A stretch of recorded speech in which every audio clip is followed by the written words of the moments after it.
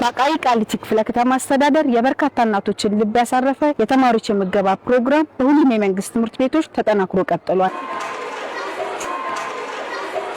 አርፋጅ ተማሪን ቀንሶልናል። በየአመቱ የተማሪዎች ውጤት እየተሻሻለ ነው ያለው። የሚኒስትሪ ፈተና ላይ እንኳን በየአመቱ በየ10% ነው እየጨመረ ያለው የሚያልፉ ተማሪዎች ብዛት ማለት ነው። ግልጽ ነው እንደው ለተመልካቹ አንደኛ ድሮ ግቢ ውስጥ እየወደቁ በአምቡላንስ ያመላልሷቸው ብዙ ችግር ይገጥማቸው ነበር። ሌላ እንደ መጋቢ እናት ደግሞ ካልክ ምንድነው ጥቅማችሁ የሚባለው ቤት ከመቀመጥ ወተናል። ቤት ካሌለ እዚህ መተን እንበላለን። እኔ አበሚዘራ ድራስ ነው የሁለተኛ ክፍል ተማሪ ነኝ። እና አሁን የምሳ ሰዓት ደርሷል።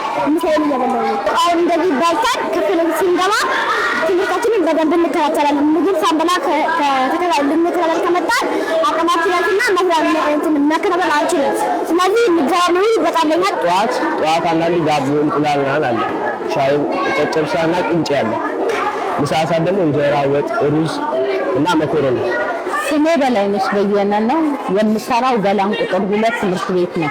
እኛ የምንሰራው ምገባ ላይ ተደራጅተን በማህበር ተደራጅተን ነው። ስሜ ሙሉመቤት አለሙ ይባላል። በገላን ቁጥር 2 ትምህርት ቤት በአቃቂ ቃሊቲ እየሰራው እገኛለሁ። የማህበሬ ስም ደግሞ በላይነሽ ሙሉመቤትና ጓደኞቻቸው። እኛ ወደዚህ ስራ ከገባን 5 አመት ገደማ ሆኖናል።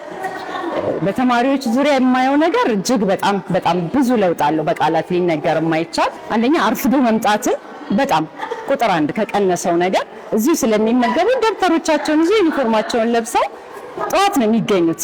ሁለተኛ ደግሞ በጣም ተማሪዎች በረሃብ ምክንያት እየወደቁ እየታመሙ በጣም ትምህርት ቤቱ በጣም ይቸገር ነበር። ቀይ መስቀል ከግቢያችን አይጠፋም ነበርና በአሁን ሰዓት ግን እኔ አንድ ቀይ መስቀል 4 አመት 5 አመት ወደዚህ ሲመላለስ አይቻላል እና ይሄ ትልቅ ለውጥ ነው። ስሜ አይናዲስ ኤልያስ ይባላል። በገላን ቁጥር 2 ትምህርት ቤት የሲፕ ምክትል ርዕሰ መምህርት ነኝ። እንግዲህ ያው የስራ ዘርፌ ሞር ፎከስ የሚያደርገው የተማሪዎች ምገባ ላይ ፎከስ ያደርጋል። አጠቃላይ የተማሪዎች ቁጥር በእኛ ትምህርት ቤት 3447 ተማሪዎች አሉ ኬጂን ጨምሮ። በትምህርት ቤታችን ስር 2 ኬጂዎች አሉ። ገላን ቁጥር 1 እና አዲስ ሕይወት አጸደ ህጻናት 2 ትምህርት ቤቶች አሉ። በሶስቱም ትምህርት ቤቶች ምገባ ፕሮግራሞች ይካሄዳሉ። አጠቃላይ ያሉን የምገባ ማህበራት 7 የምገባ ማህበራት በአንደኛ ደረጃና 2 የምገባ ማህበራት ደግሞ በኬጂው ላይ ጠቅላላ 9 ማህበራት አሉ። በእነዚህ በ9 ማህበራቶች ውስጥ 70 እናቶች መጋቢ እናቶች አሉ። እነዚህ 70 መጋቢ እናቶች እንግዲህ ራሳቸውን ልጆቻቸውን እዚህ ነው ውሏቸው፣ ራሳቸውም ተጠቃሚ ናቸው፣ ልጆቻቸውም ተጠቃሚ ናቸው። ከዛ ባሻገር ደግሞ ጠቅላላ ተማሪውም ደግሞ የምገባ ተጠቃሚ ነው ማለት ነው። እና ግብአት የምናገኘው ሸገር ዳቦ በመንግስት አስተሳስሮ ነው። ቴስቲ ከመንግስት አስተሳስሮ ነው። ሁለቱ ነገር የቤተሰብም ጭንቀት፣ ሁለተኛ ልጅም ሳይበላ ሲመጣ እንቅልፍ ነው። አስተማሪ የሚያስተምረውን ሁሉ አይከታተልም።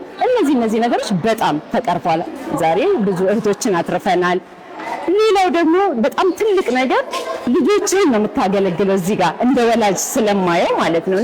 የሌላዋ ልጅ ለኔ ከእግዚአብሔር በታች አደራ ሰጥታ ነው ልጇን ስመግብ። ከጓሮ አትክልት ጭምራለን እዚህ ትምህርት ቤት ውስጥ ማለት ነው። ከጓሮ ቀጥፈን ነው የምንሰራው አትክልት ምናምን ነገሮችን ማለት ነው። ዶሮች አሉን፣ እንቁላል ከቤት ነው። መቼም እንደ ወላጅ ጠዋት ተነስቶ ማንም እናት ለተማሪያ ቤቷ ያፈራውን ቋጥራ ትልካለች አይደል? ይሄ ነገር ቀርቷል። 11 ሰዓት ተነስታ እንግዲህ ማብራት ቢኖር በስቶ አለበለዚያ በከሰል ተጨናብሳ ምናምን የምትሰራው ነገር ጊዜውን በጣም ሴቭ አድርጎላታል። ከኮስት አንጻርም ለተማሪ ምን ላብላ፣ ዛሬ ወላጅ ኪሱ በጣም እንትን ብሏል ተመናምኗልና ምን ላብላ ለልጄ ምን ልቋጥርለት የሚለው ሀሳብ ቀርቷል። እንደኔ ራሱ ሳስበው ማለት ነው። ሌላው ወላጅ እንደኔ እንደምትል አምናለሁ። ሌላው ደግሞ ምናልባት ቤት ያፈራው ሻይና ዳቦ ወይ እንጀራ በወጥ ምናምን ሊሰጠው ይችላል በቤቴ። እዚህ ግን ተመጣጣኝ ነገር ነው። እውነት ነው። ይሄን ምግብ አሁን እኔ ለተማሪዎች እዚህ የምሰራው ምግብ በቤት ውስጥ ሰሪዋለሽ ብትልኝ አልሰራውም። ቤቴ ያፈራው ያችን ነው ዕለት በዕለት ሊሰጠው የሚችለው። እዚህ ግን ጧት ይበሉት ማታ አይደግሙትም፣ በማግስቱ አይደግሙትም። ሳምንት ለሳምንት የተለያየ ነገር ነው። እናቶችም ምን ልቋጥርለት ለልጄ ዛሬ ምን ይበላል ብሎ ሳያስቡ ሳይጨነቁ ልጆቻቸውን ወደ ትምህርት ቤት አሰማርተው እነሱ ደግሞ ወደ ስራቸው ነው የሚሰማሩት።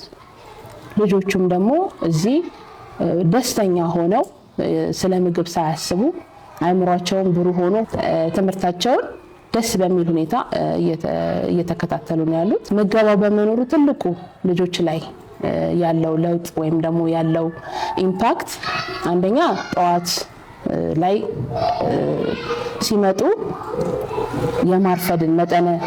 የማርፈድን ነገር ቀንሶልናል።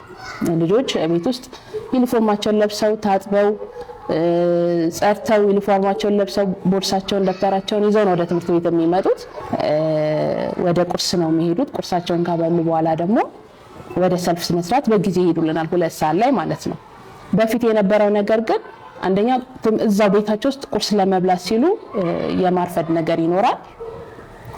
ሁለተኛ ነገር ልጆች ሲመጡ ቁርሳቸውን ሳይበሉ በመምጣታቸው የድካም ስሜት ክፍል ውስጥ ያሳዩ ነበር። ይሄ ሁሉ ነገር የምገባው ፕሮግራም ከተጀመረ ቀርቶልናል።